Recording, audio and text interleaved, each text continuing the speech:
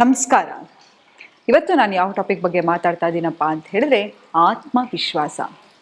ನೋಡಿ, ಯಾವ ವ್ಯಕ್ತಿ ತುಂಬಾ ಆತ್ಮವಿಶ್ವಾಸದಿಂದ ಹೊಂದಿರ್ತಾನೆ ಆತನನ್ನು ಎಲ್ಲರೂ ಕೂಡ ಗೌರವಿಸ್ತಾರೆ, ಆತನನ್ನು ತುಂಬಾ ಸೀರಿಯಸ್ ಆಗಿ ತಗೋತಾರೆ.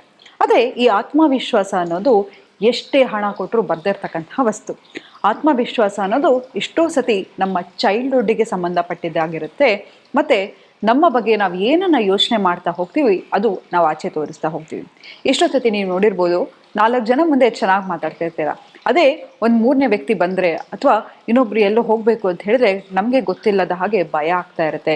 ಎಲ್ಲೋ ಒಂದು ಕಡೆ ನಮಗೆ ಸೋಷಿಯಲ್ ಆಂಗ್ಸೈಟಿ ಇದೆಯೇನಪ್ಪ ಅಂತ ಅನಿಸ್ತಾ ಇರುತ್ತೆ. ಇದು ಕೂಡ ನಾನು ಕೂಡ ಅನುಭವಿಸಿದ್ದೀನಿ. ಯಾಕಂತ ಹೇಳಿದ್ರೆ ನಾವು ನಮ್ಮ ಕಂಫರ್ಟ್ ಝೋನಲ್ಲಿ ತುಂಬಾ ಚೆನ್ನಾಗಿರ್ತೀವಿ, ಹೌದಪ್ಪ ನನಗೆ ತುಂಬ ಆತ್ಮವಿಶ್ವಾಸ ಇದೆ ಅಂತ. ಎಲ್ಲೋ ಒಂದು ಕಡೆ ಹೊಸದಾಗಿ ಹೋಗಬೇಕು ಅಂತ ಹೇಳಿದ್ರೆ ಏನೋ ಒಂಥರ ಭಯ, ಆತಂಕ, ಒಂದು ಹೊಸ ವ್ಯಕ್ತಿಯನ್ನು ಮೀಟ್ ಮಾಡಬೇಕಾದ್ರೆ ಏನೋ ಗೊತ್ತಿಲ್ಲದೆ ಭಯ ಆಗ್ತಾ ಇರುತ್ತೆ. ಇದು ಎಲ್ಲರಲ್ಲೂ ಆಗ್ತಕ್ಕಂಥದ್ದು. ಆದರೆ ನಮ್ಮ ಆತ್ಮವಿಶ್ವಾಸವನ್ನು ಹೇಗೆ ಹೆಚ್ಚಿಸ್ಕೊಳ್ಳೋದು, ನಾವು ಹೇಗೆ ಕಾನ್ಫಿಡೆಂಟ್ ಆಗಿರೋದು? ಎಷ್ಟೋ ಸತಿ ನಮ್ಮ ಕಾನ್ಫಿಡೆನ್ಸ್ ಇಲ್ಲದೆ ನಮ್ಮ ಕೆಲಸದಲ್ಲೂ ಕೂಡ ನಮ್ಮ ಬಗ್ಗೆ ಅಡ್ವಾಂಟೇಜ್ ತೊಗೊಂಡಿರ್ತಾರೆ ಅಲ್ವಾ?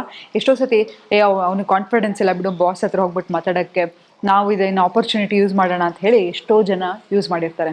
ಎಷ್ಟೋ ಸತಿ ನಾವು ಮಾಡ್ತಕ್ಕಂತಹ ಕೆಲಸದ ಮೇಲೆ ನಮಗೆ ಕಾನ್ಫಿಡೆನ್ಸ್ ಇರಲ್ಲ, ನಮ್ಮ ದೇಹದ ಅಪಿಯರೆನ್ಸ್ ಬಗ್ಗೆ ನಮಗೆ ಕಾನ್ಫಿಡೆನ್ಸ್ ಇರಲ್ಲ.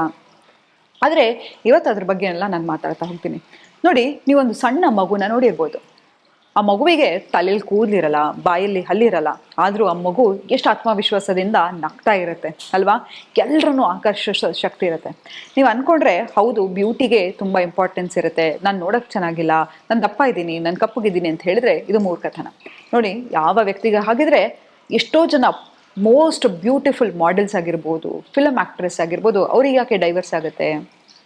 ನೋಡಿ, ಬ್ಯೂಟಿ ಅನ್ನೋದು ಫೇಡಿಂಗ್ ಫೆನಾಮಿನಾ. ದೇಹದಲ್ಲಿ ಸೌಂದರ್ಯ ಅನ್ನೋದು ಹೌದು, ನೋಡಿದ ತಕ್ಷಣ ವಾವ್ ಅಂತ ಅನ್ಸುತ್ತೆ. ಎಷ್ಟೋ ಸತಿ ಅವ್ರುಗಳು ಬಾಯಿ ಬಿಟ್ಟರೆ ಹಬ್ಬ ಕೇಳೋಕ್ಕೆ ಮನಸ್ಸಾಗಲ್ಲ. ಹಾಗಾಗಿ ಮನುಷ್ಯನಿಗೆ ಅಟ್ರಾಕ್ಷನ್ ಆಗೋದು ನಿಮ್ಮ ವ್ಯಕ್ತಿತ್ವ.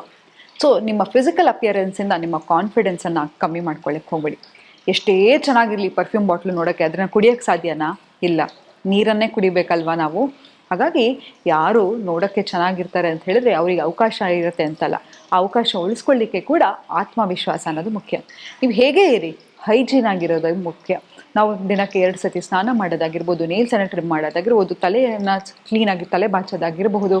ಎಷ್ಟೋ ಸತಿ ನೀವು ಮನೇಲಿರ್ತೀರ, ಎಷ್ಟೆಷ್ಟೋ ಲೂಸ್ ಆಗಿರೋ ಬಟ್ಟೆ, ಹಳೇ ಟಿ ಶರ್ಟ್ ತುಂಬ ಕಂಫರ್ಟ್ ಅನಿಸುತ್ತೆ, ಅದನ್ನೇ ಹಾಕೋಣ ಅನಿಸುತ್ತೆ. ಎಷ್ಟೋ ಸತಿ ನಾವು ಯಾವುದಾದೋ ಬಟ್ಟೆಲಿ ಇದ್ಬಿಡ್ತೀವಿ. ಪ್ರತಿ ಸತಿ ನೀವು ಕನ್ನಡಿ ಮುಂದೆ ಹೋದಾಗ ನಿಮ್ಮ ಬಗ್ಗೆ ನಿಮ್ಗೆ ಏನು ಅನಿಸುತ್ತೆ? ಯಪ್ಪ ಹೆಂಗಿದ್ದೀನಿ ಅಂತ. ಅದೇ ಒಂದು ಸ್ಮಾಲ್ ಎಕ್ಸಸೈಸ್ ಕೊಡ್ತೀನಿ ನೋಡಿ. ಯಾವಾಗಲೂ ಬೆಳಗ್ಗೆ ಎದ್ದಾಗಲೂ ಅಷ್ಟೇ ತಲೆ ನೀಟಾಗಿ ಬಾಚಿರೋದಾಗಿರ್ಬೋದು, ನೇಲ್ಸನ್ನು ಕ್ಲೀನಾಗಿ ಇಟ್ಟಿರೋದಾಗಿರ್ಬೋದು, ಪ್ರತಿ ಸತಿ ನಿಮ್ಮ ಉಗ್ರನ್ನು ನೋಡಿದಾಗಲೂ ಕೂಡ ನಿಮಗೆ ಒಂದು ಕಾನ್ಫಿಡೆನ್ಸನ್ನು ಬರುತ್ತೆ. ನಿಮ್ಮ ಕೂದಲನ್ನು ನೋಡಿದಾಗಲೂ ಕೂಡ ನಿಮಗೆ ಕಾನ್ಫಿಡೆನ್ಸ್ ಬರುತ್ತೆ.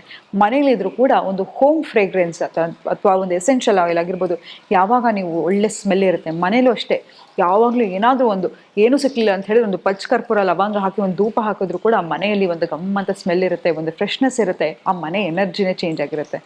ಪ್ರತಿ ಸತಿ ನೀವು ಕನ್ನಡಿ ಮುಂದೆ ಹೋದಾಗ ನೀವು ನಿಮಗೆ ಹೇಳ್ಕೊಳ್ಳಿ, I am so beautiful, I deserve love, I deserve respect. ಹೀಗೆ ಪ್ರತಿ ಸತಿ ನೀವು ಹೋದಾಗ ಕನ್ನಡಿ ಮುಂದೆ ನಿಮ್ಮ ಬಗ್ಗೆ ನೀವು ಹೇಳ್ಕೊತೀರ ನೋಡಿ, ಯಾರು ನಿಮ್ಮನ್ನು ಕುಗ್ಸೋಕ್ಕಾಗಲ್ಲ ಕಣ್ರಿ, ಆಯಿತಾ? ನಿಮ್ಮ ಬಗ್ಗೆ ನೀವೇನು ಮಾತಾಡ್ಕೋತೀರಾ, ನಿಮ್ಮ ಒಳ ಮಾತಿದೆಯಲ್ವಾ, ಅದನ್ನು ನಿಮ್ಮ ಬಗ್ಗೆ ನೀವೇ ಕೆಟ್ಟದಾಗಿ ಮಾತಾಡ್ಕೊಂಡ್ರೆ ಭಗವಂತ ಬಂದರೂ ಕೂಡ ನಿಮ್ಮನ್ನು ಕಾಪಾಡಲಿಕ್ಕೆ ಸಾಧ್ಯ ಇಲ್ಲ. ಹಾಗಾಗಿ ಪ್ರತಿ ಸತಿ ಕನ್ನಡಿ ಮುಂದೆ ಹೋದಾಗ ಕೂಡ ನಿಮ್ಮನ್ನು ನೀವು ಹೊಗಳ್ಕೋತಾ ಹೋಗಿ, ಎಷ್ಟು ಚೆನ್ನಾಗಿದೆಯಾ, ನಾನು ನಿನ್ನ ಎಷ್ಟು ಪ್ರೀತಿಸ್ತೀನಿ, ನಿನಗೆ ಪ್ಯೂರ್ ಲವ್ ಕೊಡ್ತೀನಿ, ಯು ಓನ್ಲಿ ಡಿಸರ್ವ್ ಹ್ಯಾಪಿನೆಸ್. ಹೀಗೆ ನಿಮ್ಮ ಸಣ್ಣ ಮಗುವ ಹತ್ರ ಹೇಗೆ ಮಾತಾಡ್ತಿರೋ ಹಾಗೆ ಕನ್ನಡಿ ಮುಂದೆ ಹೋದಾಗ ಬರೀ ನನ್ನ ಮುಖದಲ್ಲಿ ಪಿಂಪಲ್ ಇದೆ, ನಾನು ದಪ್ಪ ಇದ್ದೀನಿ, ನಾನು ಕಪ್ಪಗಿದ್ದೀನಿ, ಹೀಗೆಲ್ಲ ಮಾತಾಡ್ಲಿಕ್ಕೆ ಹೋಗಬೇಡಿ. ಯಾಕಂತ ಹೇಳಿದ್ರೆ ನಾನು ಅದನ್ನೇ ಹೇಳಿದೆ, ಮನುಷ್ಯನಿಗೆ ಯಾರು ಹೇಗೆ ಕಾಣಿಸ್ತಾರೆ ಅನ್ನೋದು ಮುಖ್ಯ ಅಲ್ಲ, ಆತನ ವ್ಯಕ್ತಿತ್ವ ಹೇಗೆ ಅನ್ನೋದು ಮುಖ್ಯ ಅಲ್ವಾ? ಹಾಗಾಗಿ ನಿಮ್ಮ ಬಗ್ಗೆ ನೀವು ಎಷ್ಟು ಒಳ್ಳೆಯದು ಮಾತಾಡ್ಕೊಳ್ಳಿಕ್ಕೆ ಸಾಧ್ಯನೋ, ಎಷ್ಟು ಪ್ರೀತಿ ಕೊಟ್ಕೊಳ್ಳಿಕ್ಕೆ ಸಾಧ್ಯನೋ ಅಷ್ಟು ಪ್ರೀತಿ ಕೊಟ್ಕೊಳ್ಳಿ. ಮತ್ತು ಯಾವುದೇ ಟ್ರೆಂಡ್ಗಳನ್ನು ಫಾಲೋ ಮಾಡೋಕ್ಕೆ ಹೋಗ್ಬೇಡಿ. ಟೈಟ್ ಆಗಿರೋ ಬಟ್ಟೆ ಹಾಕೋದಾಗಿರ್ಬೋದು, ಅಥವಾ ಲೂಸ್ ಆಗಿ ಬ್ಯಾಗಿ ಕ್ಲೋತ್ಸ್ ಆಗಿರೋದಾಗಿರ್ಬೋದು, ನಿಮ್ಮ ದೇಹಕ್ಕೆ ಪರ್ಫೆಕ್ಟ್ ಟೈಲರ್ಡ್ ಫಿಟ್ಟನ್ನು ಹಾಕ್ತಾ ಹೋಗಿ. ಆಫೀಸಿಗೆ ಹೋಗಬೇಕಾದ್ರೂ ನೋಡಿದ್ರೆ ನಿಮ್ಮನ್ನು ಹಬ್ಬ ಹೇಗೆ ಡ್ರೆಸ್ ಮಾಡ್ಕೊಂಡು ಬರ್ತಾನೆ ಈತ, ಅಥವಾ ಹೇಗೆ ಡ್ರೆಸ್ ಮಾಡ್ಕೊಂಡು ಬರ್ತಾಳೆ ಈಕೆ ಅನ್ನೋದನ್ನು, ಎಷ್ಟು ಲೈಟ್ ಕಲರ್ ಆಗುತ್ತೆ ಅಂತ ಹೇಳಿದ್ರೆ ನಾನು ಅದನ್ನೇ ಹೇಳ್ದೇನೆ ಕಳೆದ ಸಂಚಿಕೆಯಲ್ಲಿ, ಯಾವ ಯಾವ ಬಣ್ಣ ನಮ್ಮ ಯಾವ ಪರ್ಸ್ನಾಲಿಟಿಯನ್ನು ತೋರಿಸ್ತಾ ಹೋಗುತ್ತೆ ಅಂತ. ಆದಷ್ಟು ಪೇಸ್ಟಲ್ ಕಲರ್ ಆಗಿರ್ಬೋದು ಅಥವಾ ನೇವಿ ಬ್ಲೂ ಕಲರ್ ಆಗಿರ್ಬೋದು, ಒಂದು ಆಫೀಸಿಗೆ ಅಂತಲೇ ಟೈಲರ್ಡ್ ಆಗಿರೋ ಬಟ್ಟೆಗಳನ್ನು ಹಾಕ್ತಾ ಹೋಗಿ. ಮತ್ತು ಇನ್ನೊಂದೇನಪ್ಪ ಅಂತ ಹೇಳಿದರೆ, ನೆಗೆಟಿವ್ ಸೆಲ್ಫ್ ಟಾಕನ್ನು ಬಿಟ್ಟುಬಿಡಿ. ನನ್ನ ಕೈಲಿ ಆಗಲ್ಲ, ನನ್ನ ಕೈಲಿ ಮಾಡೋಕ್ಕಾಗಲ್ಲ. ನೋಡಿ ಎಲ್ಲರಿಗೂ ಶಕ್ತಿ ಇರುತ್ತೆ ಅಲ್ವಾ? ಯದ್ ಭಾವಂ ತದ್ಭವತಿ ಅಂತ ಹೇಳ್ತಾರೆ. ನಾವು ನನ್ನ ಬಗ್ಗೆ ಏನು ಅನ್ಕೋತೀವೋ ಅದೇ ಥರ ಜನ ನಮ್ಮನ್ನು ನೋಡ್ತಾ ಹೋಗ್ತಾರೆ. ಹಾಗಾಗಿ ಪ್ರತಿ ಸತಿ ನಿಮಗೆ ನಿಮ್ಮ ಮೇಲೆ ಕಮ್ಮಿ ಅನಿಸಿದ್ರೆ ಅಥವಾ ಈ ಒಂದು ಚಾಲೆಂಜಿಂಗ್ ಫೀಲ್ಡ್ ಅನಿಸಿದ್ರೆ ಅದನ್ನು ಕೂತ್ಕೊಂಡು ಜರ್ನಲಿಂಗ್ ಮಾಡಿ.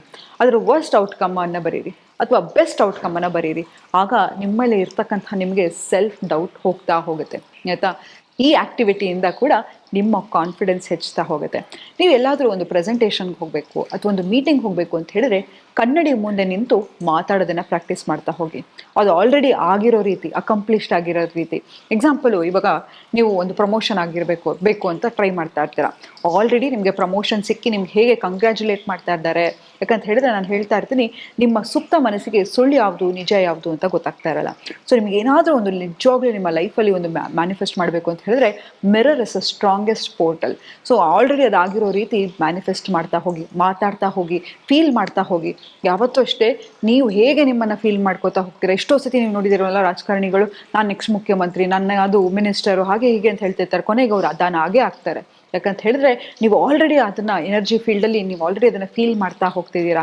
ಆಲ್ರೆಡಿ ಆ ಪ್ರೆಸೆನ್ಸನ್ನು ನೀವು ಎಕ್ಸ್ಪೀರಿಯೆನ್ಸ್ ಮಾಡ್ತಾ ಹೋಗ್ತಿದ್ದೀರಾ. ಖಂಡಿತವಾಗ್ಲೂ ಅದು ನಿಮ್ಮ ಹತ್ರ ಬಂದೇ ಬರುತ್ತೆ. ಮತ್ತೇನಪ್ಪ ಅಂತ ಹೇಳಿದರೆ ನಿಮ್ಮ ಪಾಶ್ಚರ್. ಎಷ್ಟೋ ಸತಿ ಈಗ ನಾವು ನೋಡಿರ್ತೀವಿ, ಎಲ್ಲರೂ ಹೋದರೆ ಹಿಂಗೆ ಕೂತ್ಕೊಳ್ಳೋದು ಅಥವಾ ಹಿಂಗೆ ಕೂತ್ಕೊಳ್ಳೋದು, ಹೀಗೆಲ್ಲ ಮಾಡೋದ್ರಿಂದ ನಮ್ಮ ಬಾಡಿ ಲ್ಯಾಂಗ್ವೇಜ್ ತೋರಿಸ್ತಾ ಹೋಗುತ್ತೆ. ಯಾವಾಗಲೂ ಅಷ್ಟೇ ಬಾಡಿ ಲ್ಯಾಂಗ್ವೇಜನ್ನು ನಿಮ್ಮ ತಲೆ ಮೇಲೆ ಒಂದಿಷ್ಟು ಪೈಲ್ ಆಫ್ ಬುಕ್ಸ್ ಇಟ್ಕೊಂಡ್ರೆ ಹೇಗೆ ಕೂತ್ಕೋತೀರಾ, ಹೇಗೆ ನಿಂತ್ಕೋತೀರಾ ಹಾಗೆ ನೋಡಿ. ಈಗ ಬಿಗ್ ಬಾಸಲ್ಲಿ ಸುದೀಪ್ ಅವ್ರನ್ನ ನೋಡ್ತಿದ್ದಂಗೆ ಎಷ್ಟು ಖುಷಿ ಆಗುತ್ತೆ. ಆ ಸ್ಟಿಫ್ ಪರ್ಸ್ನಾಲಿಟಿ ಆಗಿರ್ಬೋದು, ಆ ಟೇಲರ್ಡ್ ಸೂಟ್ ಆಗಿರ್ಬೋದು, ಅದು ಅವರ ವ್ಯಕ್ತಿತ್ವ ಅಥವಾ ಕಾನ್ಫಿಡೆನ್ಸನ್ನು ತೋರಿಸ್ತಾ ಹೋಗುತ್ತೆ. ಪ್ರತಿ ಅವ್ರು ನಿಂತ್ಕೊಂಡಿದ್ರು ಕೂಡ ಎಷ್ಟು ಕಾನ್ಫಿಡೆನ್ಸಿಂದ ನಿಂತ್ಕೊಂಡಿರ್ತಾರೆ. ಹಾಗಾಗಿ ಆ ಥರ ಒಂದು ಪರ್ಸ್ನಾಲಿಟಿ, ಒಂದು ಬಾಡಿ ಲ್ಯಾಂಗ್ವೇಜ್ ಅನ್ನೋದನ್ನು ತೋರಿಸ್ತಾ ಹೋಗುತ್ತೆ. ಮತ್ತು ನೋಡಿ, smile has a power to attract an event. ನೋಡಿ ಅದಕ್ಕೆ ಹೇಳೋದು, ಪ್ರತಿ 6 ತಿಂಗಳಿಗೊಂದ್ಸತಿ 3 ತಿಂಗಳಿಗೊಂದ್ಸತಿ ನಿಮ್ಮ ಡೆಂಟಿಸ್ಟ್ ಹತ್ರ ಹೋಗೋದಾಗಿರ್ಬೋದು, ನಿಮ್ಮ ಓರಲ್ ಹೈಜೀನ್ ಆಗಿರ್ಬೋದು, ನಿಮ್ಮ ಸ್ಮೈಲ್ ಕರೆಕ್ಷನ್ ಆಗಿರ್ಬೋದು, ಅಥವಾ ಏನನ್ನ ನಿಮ್ಮ, ಯಾಕಂತ ಹೇಳಿದ್ರೆ ಒಬ್ಬ ವ್ಯಕ್ತಿತ್ವ ನೋಡಿ ನಮ್ಮ ಏಜನ್ನು ತೋರಿಸೋದು ನಮ್ಮ ಹಲ್ಲುಗಳಂತೆ. ಸೊ ಹಾಗಾಗಿ ನಿಮ್ಮ ಹಲ್ಲುಗಳನ್ನು ನೀಟಾಗಿ ಇಟ್ಕೊಳ್ಳೋದಾಗಿರ್ಬೋದು. ಮತ್ತು ಎಲ್ಲಾದರೂ ಹೋಗಬೇಕು, ಆತಂಕ ಆಗ್ತಿದೆ ಅಂತ ಹೇಳಿದರೆ ತಕ್ಷಣವೇ ಈ ಬಾಕ್ಸ್ ಬ್ರೀತಿಂಗನ್ನು ಶುರು ಮಾಡಿ. ಏನಂತ ಹೇಳಿದ್ರೆ, inhale for the 4 count, hold your breath, exhale for 4 counts. ಈ ಥರ ಒಂದು 4 ಸತಿ ಮಾಡೋದ್ರಿಂದ ಕೂಡ, ಈ ಬಾಕ್ಸ್ ಬ್ರೀತಿಂಗ್ ಮೆಥಡನ್ನು ಮಾಡೋದ್ರಿಂದ ಕೂಡ ನಿಮ್ಮ ಆತಂಕ ಕಮ್ಮಿ ಆಗ್ತಾ ಹೋಗುತ್ತೆ. ಅಟ್ಲೀಸ್ಟ್ ಒಂದು ಟಾಸ್ಕ್ ಆಗಿ ತಗೊಳ್ಳಿ, ವಾರಕ್ಕೊಂದ್ಸತಿ ಯಾವ್ದಾದ್ರು ಒಂದು ಹೊಸ ವ್ಯಕ್ತಿಯನ್ನು ಮೀಟ್ ಮಾಡ್ತೀನಿ ಅನ್ನೋದು. ಎಲ್ಲೋ ಒಂದು ಕಡೆ ಜಿಮ್ಮಿಗೆ ಹೋಗೋದಾಗಿರ್ಬೋದು ಅಥವಾ ಒಂದು ಹೊಸ ಕ್ಲಾಸಿಗೆ ಸೇರ್ಕೊಳ್ಳೋದಾಗಿರ್ಬೋದು, ಒಂದೊಂದು ಹೊಸ ವ್ಯಕ್ತಿಯನ್ನು ಮೀಟ್ ಮಾಡ್ತಾ ಹೋಗಿ. ಯಾವಾಗ ನೀವು ಮೀಟ್ ಮಾಡ್ತಾ ಹೋಗ್ತೀರಾ, ನಿಮ್ಮ ಸೋಷಲ್ ಕೋಶೆಂಟ್ ಅನ್ನೋದು ಇಂಪ್ರೂವ್ ಆಗ್ತಾ ಹೋಗುತ್ತೆ.